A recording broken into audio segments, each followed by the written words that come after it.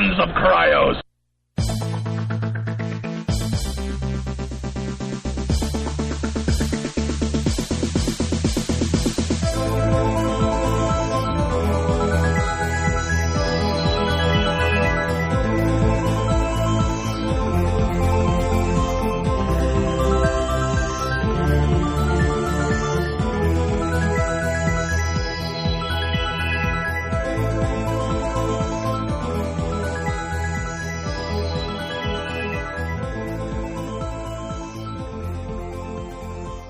Hi, I'm Malcolm, and welcome to the Sons of Kryos.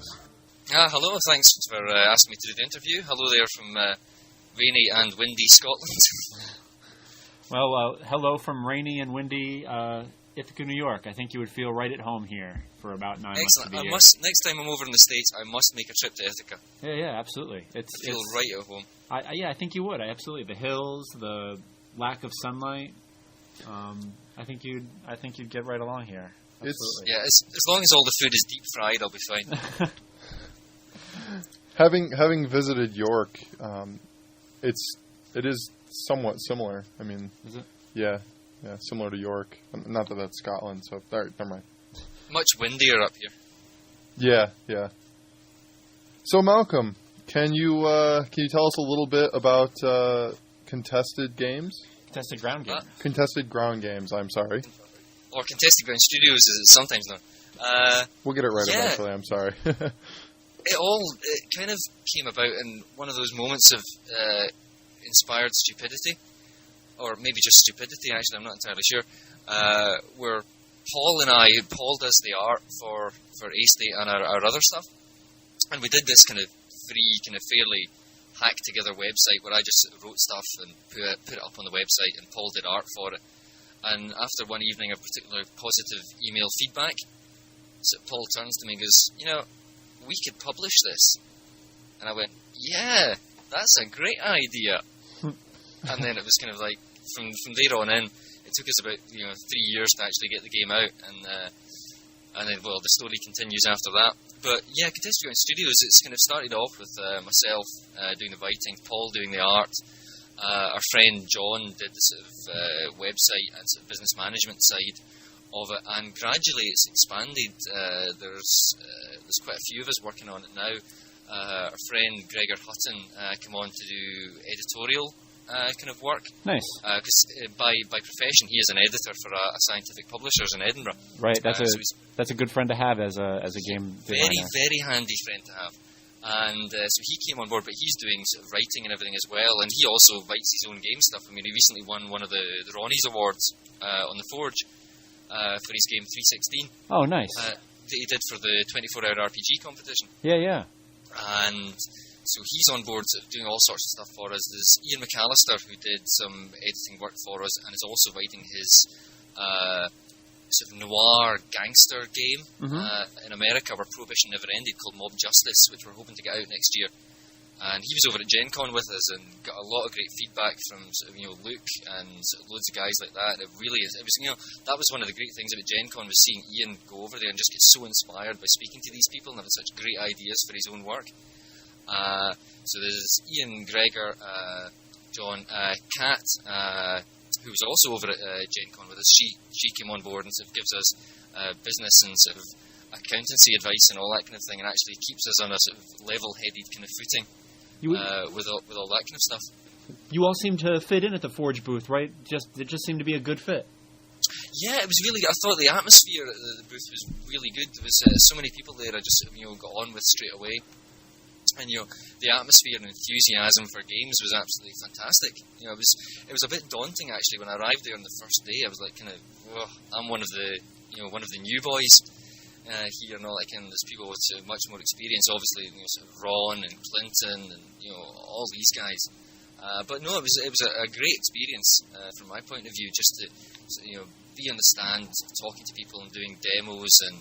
Sort of just getting feedback from other people who've sort of, had games out for a bit longer and maybe more experience in the games industry, and it was absolutely a fantastic experience. Was that your first time at Gen Con, Malcolm? Actually, I was there in 2004 as well. That's when our games were being sort of were going through a fulfillment house called Ossium at the time, and they had our games on their stand, so I was just there, just generally wandering about, goggle-eyed at the entire thing, because, I mean, compared to any conventions I've been to in this country, or Scotland, or the UK in general, I mean, the largest one I've been to in the UK is probably Dragon Meet down in London, which is maybe 500 to 600 people. Right. As opposed to Gen Con, which was about 30,000 the first year I went. Yeah, it's an 800-pound gorilla of a con, without a doubt. Yeah, it was the King Kong of conventions. It was just, it was unbelievable. I mean, I spent 4 days wandering about, absolutely goggle-eyed at the scale of the thing. Now, you ended up having some trouble. Was it trouble with Ossium, or was it trouble with someone with distribution, I believe? Yes, it was with Ossium. It was a long, sad story that involved quite a few games companies. Green Vonin were involved in that as well. Yeah, Ossium were doing sort of worldwide fulfillment for us, sort of getting the game out to distributors and all that kind of thing. And unfortunately, tail end of last year, start of this year, I think they had fairly serious financial problems, which kind of hit quite a lot of the companies that they did fulfillment for quite badly, including ourselves. It kind of set our plans back quite a bit. I mean, we were planning to have a few more print supplements for A-State out prior to then, but unfortunately the entire Ossium thing kind of hit us slightly. But I think we've recovered pretty well from that. Oh yeah, absolutely. It didn't kind of dent our enthusiasm in any way. Good. It's definitely, I mean, it's definitely a cautionary tale. What would you tell new up and coming game designers? What advice would you give based on your experience with that? I would say definitely go for a much more diversified strategy when it comes to actually getting your game out there. Rather than just relying on one outlet like a single fulfillment house handling all your stuff. Go through as many things as you can possibly handle. Like, I mean, we now go through, Indie Press Revolution, who are selling direct to the public, and they're absolutely fantastic because they've got so many great games are in Indie Press Revolution, and they keep getting more people. And the attitude and the atmosphere that they foster, Brennan and Ed that run it, they're absolutely top-notch guys. And we're through Key 20 as well, who do fulfillment and distribution for a lot of the smaller games companies and sort of the indie kind of scene. And their attitude as well, sits really well with what we want to do. And now we also do the PDF stuff through kind of RPG now at the moment, but we're looking to do it through a variety of places. So it's really trying to sort of, get your game out there through as many routes as possible. And really, if you're doing it as a sort of one-man band or a sort of small collective of people, which is kind of what Contested Studios is to try and maximise your. I hesitate to use the word profit, but you can't afford to lose your shirt. Right. Over sort of publishing your own game. Right. So trying to make sure that you're at least going to make your money back and not lose your shirt over investing in what can be a fairly substantial outlay of money. Absolutely, and your book is gorgeous. I find it really interesting that it's such a gritty steampunk gaslit world, and the book is very slick and white and I don't know. I think that's a really interesting design decision. Do you want to talk about that a little bit? Well, yeah, that was quite a deliberate. The entire kind of cover art kind of thing was a deliberate kind of thing. Because you go into a game shop and you see so many books with really dark covers. Mm-hmm. They've all lined up with their black and grey and dark green covers. I mean, some of them look fantastic. Whatever you think of the White Wolf's New World of Darkness stuff, I thought the cover of the new Vampire book was fantastic with that, the matte red with the UV spot varnish on it and everything. It looked wonderful. So you've got to try and get a game that that catches the eye. I think doing something in such a stark white cover with this image of the face just sort of staring out at you. Is something that grabs people's attention. It certainly does. And certainly I noticed on the Forge booth, and as well the previous year when we were on Ossium stand, people would just it would catch their eye and they'd walk over and they'd start looking at purely on that basis. So that's been kind of our sort of ethos for the entire A-State Games line, is we're going for these sort of stark white covers with a single striking image on them. Nice, it works, and the digital art works really well too. I've seen it look really tacky, but not in this book. Some of the artwork for A-State, that's getting on for. Some of the artwork was done about 4 years ago, right? And the stuff that Paul is producing now is absolutely incredible. His technique and skills and the tools. He was good back then, but he's even better now. Nice. I'm sorry, did you say 40 years ago, Malcolm? 4. 40. Yes, it was. back in 1965, actually. I was a little confused. Yeah, when I was a glint in my father's eye, there was this idea for a game, and we thought, one of these days computers are going to be big. And luckily we were right. No, it was 4 years ago, I think, the game art was done, when we were first doing this kind of free website, and we just kept a lot of it because some of it was such sort of iconic imagery for the game. Right. We've kept this sort of deliberate style of having the white cover with a single image on it just to grab the attention. It does provide a good contrast between the kind of the sort of overarching sort of grim darkness of the content, and you've got this kind of bright white kind of outside to the entire game. Yeah. Is the face a specific character or just a face? It's just a face. I would like to say it's a particular character who's really, really, really important to the game. But no, he isn't. We don't even have a name for him. He's just a guy. Let's call him Jeff or Judd. In fact, from now on, he'll be known as Jeff Judd. Sounds good. I think that's a good segue to my next question, which is about like the setting philosophy. There's a lot of questions that you raise, but you don't necessarily answer them. I think that's kind of interesting. Yeah, I mean, I tend to not like games that have an overarching kind of meta plot to them. Right.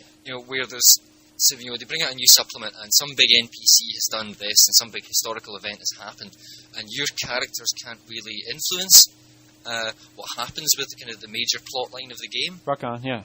And that's not something I really like. I like the players and their characters to feel that they can influence the world in some way. So, I mean, A-State does have a lot of sort of mystery and intrigue and big kind of things that sit in the background. But a lot of the time, you can pretty much make up your own explanation of what's happened. Right. If you want to say that the city it's hell, effectively, then... And if that's your explanation when you're running the game, and that's what you're going to gradually reveal to your players, then that's the explanation for the way the city is. If you choose if you decide it's actually the Matrix, and it's a big virtual reality, then that's fine with me. That's your explanation for the game. I mean, we are bringing out a supplement called Iron Wing sometime next year, which, rather than offer a sort of single canon explanation for what's going on, which I don't particularly like, because that kind of ties the entire game line into this one explanation. You've got to keep with that as time goes on. Right. And if people don't like it, they'll just go, well, that's rubbish. You know, I'm not buying into that. And what Iron Wing's going to do is it takes the available evidence in the game and offers you 3 different theories on it. Each one of them fits the available evidence, but you don't have to take any one of them as canon. If you've got your own explanation, that's absolutely fine. If you want to mix and match and take bits and pieces from each of them, that's grand as well. But these are just 3 explanations that I've come up with that explain what's going on in the game. Yeah, I think that's fantastic. I think a lot of our ideas on metaplot and what bothers us about us probably comes from the original World of Darkness. Yes. And even the new World of Darkness is moving away from that. I mean, their supplements now will do a very similar thing to what A-State is doing, which is offer different explanations and allow the GM and the group to choose. Which I dig entirely. On the White Wolf thing for a moment, sorry. Not to ignore you, Malcolm. But I think like near the end of the World of Darkness, they did a book called Gehenna, and they gave several different options as to what Gehenna could be. And I think that was the first time where I saw White Wolf do anything that just gave the game masters, the players, and several options as to what this could be, right? As opposed to here's the stats for the Antediluvian, and here's what it does. Right. Yeah. I mean, I think there's a big matter of kind of I hesitate to use the term, but empowering the players and the GM. Absolutely. So giving them the ability to interact with the world and giving them the ability to influence the world, because it gives them a sense of achievement within the context of the game. Rather than feeling that, we're kind of minor characters in this kind of thing, it can't really affect the big picture. Yeah. No, I agree. And I think it is empowering, absolutely. And I think it gives them a sense of the world being their own. A lot of people, they pay their $20 or whatever for the game, and then they don't feel like they own it. And that's just weird. And I when I was reading through the book, I noticed that, and I liked it. I liked the way that you had it set up with the. Well, I think some people might be afraid of letting go. You know, they spend all this time creating these huge storylines and books and all that stuff, and I think they might be afraid that people are doing something with it that they don't intend. You know, yeah. And you do have to like give trust to people and let them, you know, make their own story and cool in their own way. I know. No, Jeff. When you say you have to let them, who's you? Is it the game designer or is it the game moderator, like the GM? I don't know who you're talking. I think the game designer has to. Because I think. I don't know. There's a lot of frustrated fiction writers, I think, in game design, and I think the writing my story and you buy it and read it, I think. Yeah, I mean, I'm very much of the opinion that once you're whatever sort of game you've written or designed or whatever, you know, is out there, it ceases to be your game. Rock on. Right. And it becomes the GM and the player's game. Mm-hmm. And you know, if you sit there as a game, someone comes on your sort of, like, we have forums on the Contested Ground website, and if someone comes on and has their own explanation for what's going on and makes up their own areas and own boroughs for the city and all that kind of, fantastic. That's great. That's taking what I've done and running with it and creating their own game out of it, which I absolutely love. I think it's fantastic. I'd much prefer to see that rather than someone coming on the forums and going, I would like to do this, but I'm not entirely sure. How does this fit in with your explanation? Right. And I just go, well, you know, just run with it and do what you want. Yep, and I've been on the forums briefly, and I asked you this question, which I'll ask you now. When I looked at A-State... China Maville. Yeah.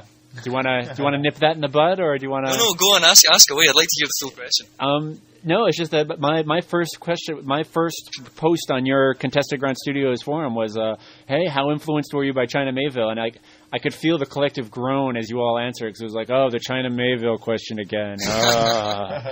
Which is like nothing but, to me, a huge compliment. Like, if I'm comparing your world to Baslag and China Mayville, then you're doing something right, as far as I'm concerned. Yeah, no, I mean, I take it, if people compare it to his work, I mean, I take that entirely as a compliment, because he's a writer that I'm very much in awe of. Mm-hmm. I think he's certainly in British weird fiction, speculative fiction, whatever you want to call it, I think he's one of the most, you know, inventive and creative talents to appear, you know, in the past decade. I think it's fantastic. But yeah, the explanation of the entire China Maville thing and the sort of biting lip groaning kind of thing. Comes back. I'd been writing bits and pieces of A-State, not as the potential for a published game, but just as I was saying, Paul and I doing this website and all that kind of thing. Mm-hmm. And then I was down in York, actually, on a day out. And I was in a bookshop in there, and I saw this book called Perdido Street Station. I thought, that is really interesting. I flicked through it. That looks great. You know, I'll buy that when I get back up north. So I went and bought it about a week later, and I was sitting reading it, and within a few pages, I was like, oh no. And then a few pages in, I was like, oh no. And then more pages in, I'm like, oh, for heaven's sake. Oh man, this is so bad. You guys are tapping into the same source, you know?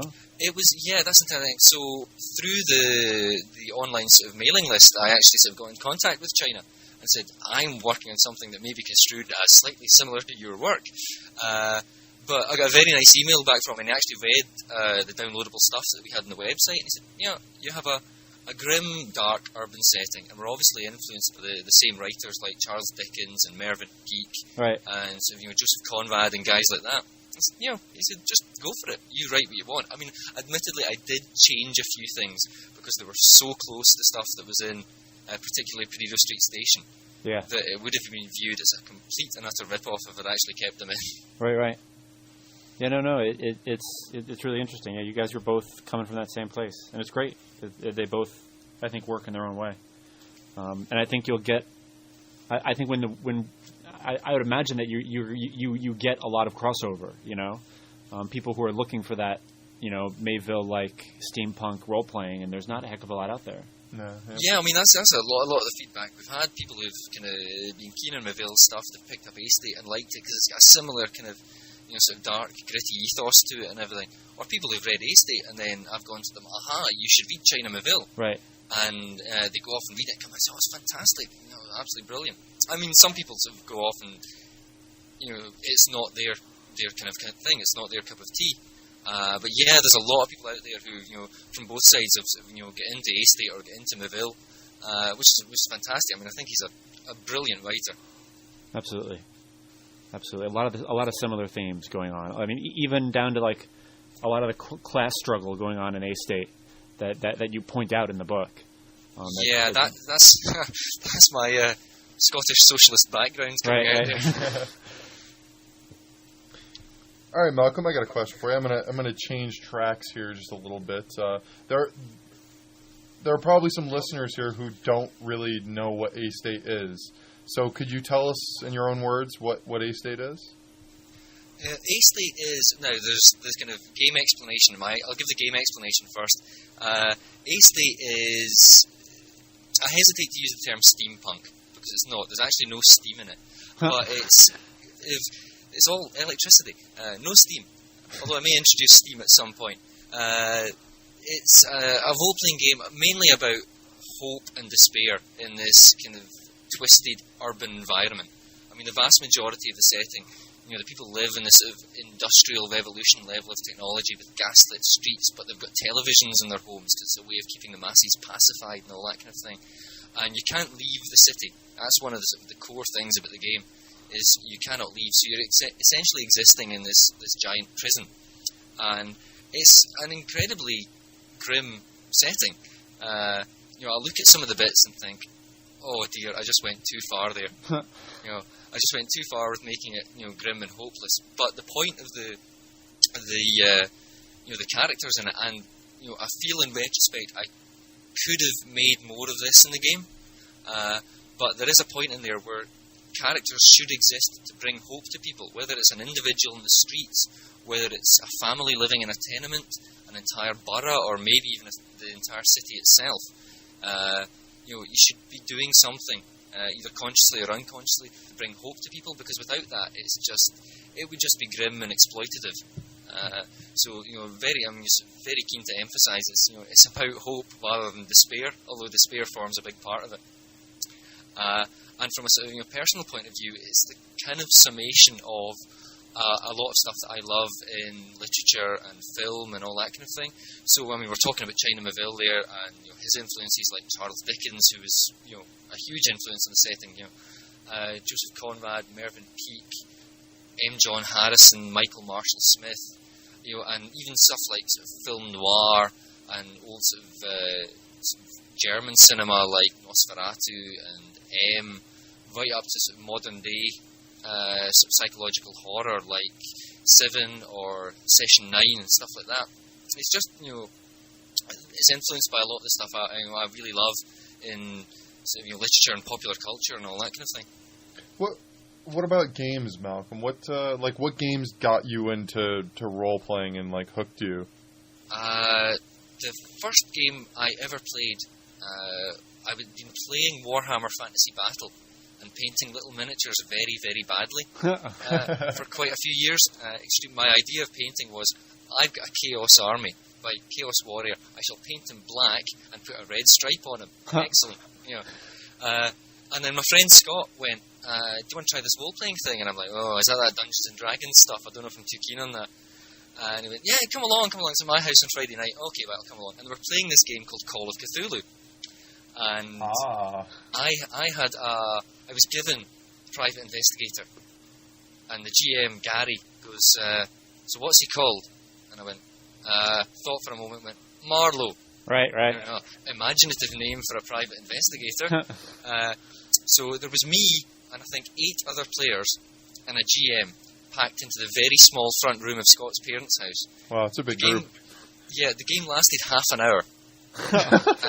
At the end of it, and it just went all horribly wrong, because the party split off into about 3 or 4 different elements. We were running, it was an old Cthulhu adventure, and it was the Vanishing Conjurer, or the Vanishing Sorcerer, or something like that. And after half an hour, it just all went horribly wrong. Gary threw his hands up and said, I cannot cope with this anymore. Actually, I think he used slightly stronger language than that, but for the benefit of your listeners, I will not say what exactly he said. And it ended. And I thought this was what role-playing was all about. I thought it lasted about half an hour, and you shouted at each other, and rolled dice occasionally. I was like, great, this sounds so much fun. And then, so most people left, and then I think it was either Scott or his brother Peter, who who was much older than us, started running first edition Twilight 2000. Oh. Yes. So maybe that's kind of influenced the kind of games I like. It's the fact that the first two games I played were in the same night. It was Call of Cthulhu and Twilight 2000. I can see that. I can see someone playing Call of Cthulhu and Twilight 2000 and then going on an absinthe bender and writing A State. Absolutely. Yeah. I'm not familiar with Twilight. It was mid-80s kind of game, and it was set in the year 2000, unsurprisingly. And it was set after a nuclear war. And you were basically playing American soldiers stranded in Poland, having to survive in this kind of post-apocalyptic Eastern European thing. Although when Scott was running it, we never ran out of ammunition, we never got ill, we never got radiation poisoning from nuclear weapons. It was all until I started running it, and everyone got dysentery within the first half hour of the game starting. Then got radiation poisoning within an hour, and they may have refused to continue playing after that. I'm not entirely certain. But yeah, so that was Twilight 2000. Nice. Which is and the first game I ever ran was again when I was 14. It was fairly shortly after that. It was old first edition Traveller. Oh. And I made this real cardinal error. I wrote my own adventure for it. I should have used a printed adventure for it because I was 14 and didn't have a clue what I was doing. So they arrive in their spaceship and get to the space station or whatever it was. And I'd stupidly told them the title of the adventure. I'd called the adventure Our Friend the Traitor. So the guy that meets them off the spaceship, the head of security for the space station, who's being really, really friendly to them, they immediately go, aha! I wonder if this guy is the traitor. Which he did in fact turn out to be. So yeah, that was my first GMing experience, and possibly I could have handled it a bit better than that. No, I like that, because when you watch a movie, you always know when someone's lying, but the characters don't necessarily know. Right. Yeah, I like that. I like with the players knowing the that's good. I think it's great. It would really give you an opportunity to see, how willing your players are to, put their character in dangerous situations. Right. I think they were more willing to hose everything down with laser rifles than anything else. Which is my kind of abiding memory of that particular game. Right. That's 14. Heck, sometimes that's 30 with our group. Absolutely. What are you playing now? What's going on at your gaming table lately? I've not really been running anything lately. I go to the Role Playing Society at Edinburgh University on a Sunday afternoon, and I've been running a fair few one-off games just for freshers and people that don't have a regular sort of campaign game to play. And so I've been running one-off games of A State and Dust Devils, which I picked up at Gen Con, which is a utterly fantastic game. I agree. And I've now found myself playing in a game for the first time in I can't even recall. I played the first session. Well, it's actually a very long running game that I've kind of dropped into. It's actually Buffy the Vampire Slayer. Oh, nice. Which is fairly unexpected for me, given my antipathy towards Buffy the Vampire Slayer, the TV series. You're a fan of the movie? I quite like the film, yeah. Yeah, I completely agree with you. I love the film. I can't stand the TV show. I'm in the land of heathens here. My goodness. You're outnumbered, Judd. I am. Yeah. I am. Sorry, I do apologise. But yeah, it's this long one. This is the 5th series of it the game's been running. So I've come into it, and I've played actually my first game of it on Sunday night, and it was really good fun to get back into playing a game, and a game that was so character driven. Right. Which I really enjoy, and get an opportunity to start developing a character again. So, yeah, I'm looking forward to playing in more sessions of that. Should be a fairly regular thing. Fantastic. Yeah, I'm a big fan of Dust Devils. It was my first indie RPG, and it really just redefined. It just taught me a lot of things about being a GM. Really, really cool game. Yeah, I mean, same for me. I mean, it was on the basis of Matt's demo at Gen Con this year. Yep. I picked it up, and I can't understand why I've not got it earlier. But because I love films like Unforgiven and Outlaw Josie Wales and all that kind of stuff, and old spaghetti westerns.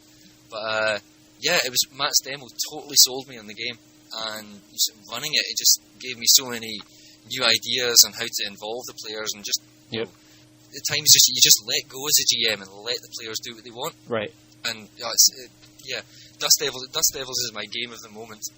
I'm so sad to say that it was the first indie game I bought, but I have not played it yet. Well, I'm going to have to run that on a Friday night. Yeah, it's definitely the most one of the like 3 most critically underplayed games at the Forge. I've read through the book, and I'm like, wow, this is really cool, but I just haven't had a chance to play it yet. When I introduce my mother to gaming, it'll be Primetime Adventures, but my father will definitely be it'll be Dust Devils. I think that's the game that'll get it. There's a cool download you can get to run Dust Devils with Samurai, and I think that's going to be the one that gets my dad into the thick of it. I think he's going to dig it. I mean, one of the games I really want to play or run in the near future is Dogs in the Vineyard. Oh yeah. As well, because it took me a while to get to grips with how dogs actually worked, and the raising of the dice and all that kind of thing. Yep. But my friends Gregor and Steve actually kind of ran through a few sort of one-on-one conflicts using it, and just as soon as we did those conflicts, it was just that kind of ping kind of moment in your head. Yeah. You just went, I actually get this. Yep. It's the game. Yeah, definitely. For the year of 2005, I think Dogs in the Vineyard was my game of the moment. It was just from maybe even 2004. I think maybe was the year it was. It was the game I ran like crazy. Like when a friend would come in from out of town and say, "Hey, let's play something." It's just an awesome game. It's just an amazing game. I love game. it the way it works. Yep. Very cool. And what's coming? And Contested Ground Studios has more stuff coming out. You want to talk about what else is on the burner? Of course, yes. After a fairly it's been a reasonably quiet year for us in terms of actually bringing new product out for various reasons. But yeah, 2006 I think is going to be a pretty big year for us. There's more stuff for A-State. Just finishing off Avenues and Alleyways, which is going to be about 128-page supplement, and sort of new areas. It's going to have about 33 new areas of the city. Oh wow! And I think I've written about 28 of them. So more than doubles the actual detailed areas of the city, but still, there's still a huge amount for sort of players and GMs to fill in themselves. If they want to make up their own boroughs and places and all that kind of thing. So that's coming out. Is there a particular one that is your favorite out of the boroughs and the streets? Out of the main book? Yeah, well, any of the ones that you wrote, is there a particular one that is your favorite? I think probably closest to my heart is probably Mire End, which is it was actually the first area I came up with for the game. Mm-hmm. It was the first place I actually wrote about when doing the game. Just this kind of dilapidated, rain-sodden place where the characters could do stuff. Mm-hmm. So that's probably one that's closest to my heart. My favourite out of all of them, that would be quite a tough one. There's places in the upcoming stuff I really like, because I think my writing has improved somewhat in the interim, and I think there's a lot of good stuff in there that people are really going to like. What would be my favourite? There's a tough one. There's places that are kind of slightly unexpected. Like there's going to be a place in Avenues and Alleyways called the Grand Emporium, which is a huge old-fashioned department store. Kind of like you'd find in. I mean, suppose you'd find them in New York as well. Right. The old kind of 19th century kind of department stores with the vacuum tubes and the sort of the gated lifts and the big atria and all this kind of stuff. Right. So just because it's quite it gives a good counterpoint to the grimness of a lot of the other areas. We've got this place that smells of sort of perfume and tea, and it's got all these fine clothes in it and all that kind of thing. So I quite like that from the point of view of offering the players a sort of different view in the city and sort of how the other half lives. Almost. Right. But as for other stuff, there's other stuff for A-State coming out. Then Mob Justice will be our sort of big game release that Ian McAllister's writing. As I mentioned, his noir gangster prohibition kind of game. Really excited about that. I've got a sort of finalised draft of it sitting on my computer at the moment, and that's looking really, really good. Then I've just finished doing the first draft of a game called Cold City, which is a game about monster hunters during the Cold War in Berlin in 1950. Okay. Which is, it's about monster hunters really, but it's a lot to do with kind of, sort of trust and character interaction and, all that kind of thing, how do people react to each other, and sort of national stereotypes as well, because the characters start off viewing the other characters. Like generally, your archetypal group will be an American, British, French, and Russian, or Russian Soviet, actually, I should say. And you start off having this kind of stereotypical view of the other character. So the Russian character will be viewed by the others as fairly stoic, prone to melancholy, enjoys the vodka, and is an ardent communist. But through the game, it may be revealed that they're really not like this, and they're an individual in themselves with their own ideas and their own opinions and their own way of doing things. So that's actually quite a big part of the game as well.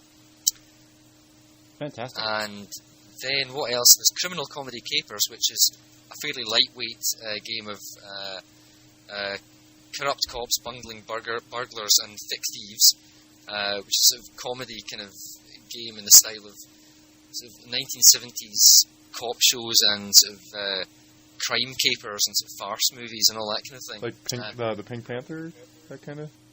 You could do that if you want, certainly. But it's set in this kind of the city where everyone's a criminal, and unspecified whether it's it's British, European, American. It can be pretty much anywhere you want.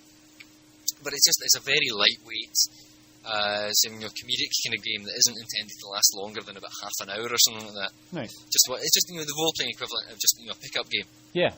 Really, to be honest. There's a lack of short games out there, so that's nice. Well, yeah, I think that's one thing. After writing A State, which was is a big game in the sense of the physical scale of it, is I'm sort of very keen to do sort of quite a few shorter, snappier kind of games that don't require as much intellectual investment from the GM and players. Because A State's a very detailed game, and I think requires a lot of knowledge on the part of the GM. Whereas I'm sort of keen to do some games that a GM can just pick up and the book through. It'll be like 64, 80 pages, whatever, and they can get a grip on it straight away, and the players can get a grip on it and just have fun playing it, whether it's for half an hour, 3 hours. Oh, we're losing you. Can you hear me now? Yes, we can hear you now. Yes. Good, sorry. Wait, where were we? Criminal Capers, short game. Yep. Yeah, and the final one I'm working on just now is Everlasting Empire, which is almost H.G. Wells meets Arthur C. Clarke meets Dan Dare, the old British comic Eagle. Yeah. It's sort of men with big moustaches in space smoking pipes for the good of the British Empire and all that kind of thing. So that's still very. I've got sort of like notes and plans and everything for that. And I'm sort of writing stuff for it. Smoking is a big part of that, right? Yes, it'll be one of the only games I'm aware of where there is a stat for smoking. Not that I'm a smoker, but the idea of smoking having a stat and it having something to do with the character, that's pretty interesting. Well, it comes from actually Sherlock Holmes, Arthur Conan Doyle stuff, because Holmes would sort of come back and particularly he'd go to Withering Snape Hall and investigate the murder and be like, oh, well, I must return to Baker Street and cogitate on this particular matter. And him and Watson would go back to Baker Street, and then Holmes would turn to Watson and go, Watson, this is a three-pipe problem. He would sit down and he'd get his pipe out and he'd fill the bowl and he'd sit there smoking and he'd have another bowl of tobacco, and then after 3 bowls of tobacco he'd go, I have worked out who the murderer is. Let us return to Withering Snape Hall and I shall unmask the murderer in front of the entire family. Nice. Entirely through the power of the pipe. Hey, Gandalf smoked a pipe too, this so is true. I mean... Exactly, and he worked out everything. Yeah. So obviously smoking has as yet untapped potential within the role-playing market. Boy. Oh, Might have to break out my old pipe. I can hear the parents' groups rallying now. I can hear them. Oh, was that a lighter? Yes, sorry. I was just lighting a cigarette there. I do apologise. All that talking about smoking. Yeah, so... Jeff, you got to run with Malcolm in the kind of an extended demo of A State. Yeah, I actually played in the demo on the Gen Con floor with Malcolm, right. And then I played... Actually, you were in that as well, Judd. Yep. And then later on, we got together and played a much longer version of it. And I ended up playing the same character that I played in the first game, which was Jane Card, was it? Yeah, Jane, the Ghost Fighter. Yeah. And I also... See, Gregor was also at the table. Right. And there was another person who I cannot remember his name. Now, if I'm trying to remember, there was Alan Dotson, who was also in the Forge booth, actually. He did Sweet Dreams and Big Night. Ivan, that Big Night was the kids' game with you make up finger puppets. Right. And it's written for kids, and apparently went. Ivan it in the kids' room at Gen Con apparently went over brilliantly. Fantastic. He was playing it, and there was a young guy from Madison, Wisconsin called Sam. Right. Now, the thing that I recall the most about that game, Malcolm, is the way that you played the NPCs that we ran into. There was a particular character that Jane Card had kind of a little bit of a history with, and I just remember that the way that you played him, and I bullied him just a little bit, and that really, like, that whole night just got me into a state right there. And it was primarily to do with the way that you role-played the characters that we interacted with. That'll have been Garzi Hatchet. Yes, Hatchet. The gang leader in my end. Yeah, the kind of ravening, twitching, psychotic nutcase. I think I actually did a bit too much kind of frantic finger waving at that point. Oh no, it was great. Quite a lot of twitching on my part. Yeah, there was a comment made one time. I can't remember who made it. I think it was in Edinburgh. Said, "Yeah, we played in Malcolm's game of Ace. It was really good. It was kind of weird though. All the players were playing a tabletop game, but the GM seemed to be playing a LARP." I did notice that you didn't sit down that much when we were playing. In fact, you got up and pushed the chair away and didn't sit down for most of the evening. I find it very difficult to GM while sitting down.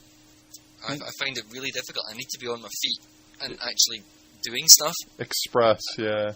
Yes, yeah. So it brings out the actor within me.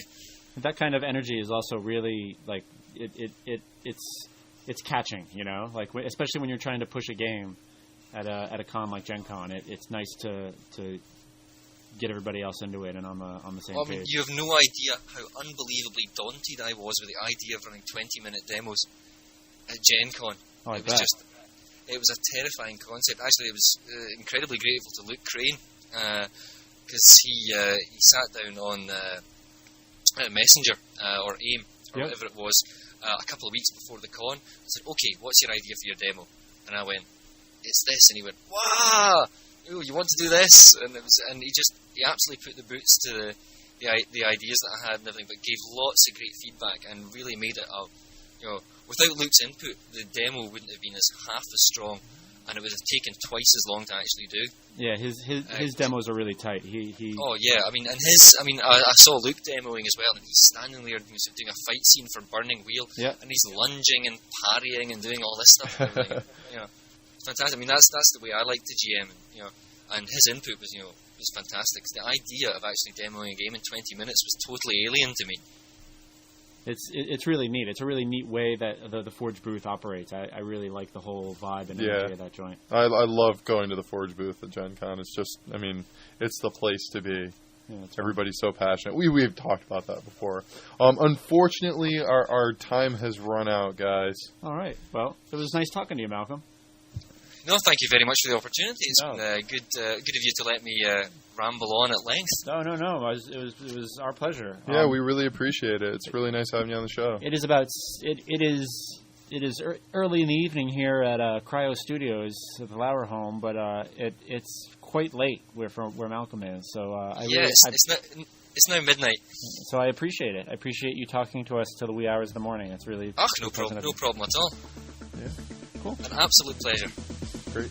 Thanks, Malcolm. When the new games come out, Jeff and I will have to play them, and then we'll have to have you back on so we can chat you up about them. Yeah, indeed, and hopefully see you at Gen Con next year. Oh, absolutely. You couldn't stop. Excellent, fantastic. Cool.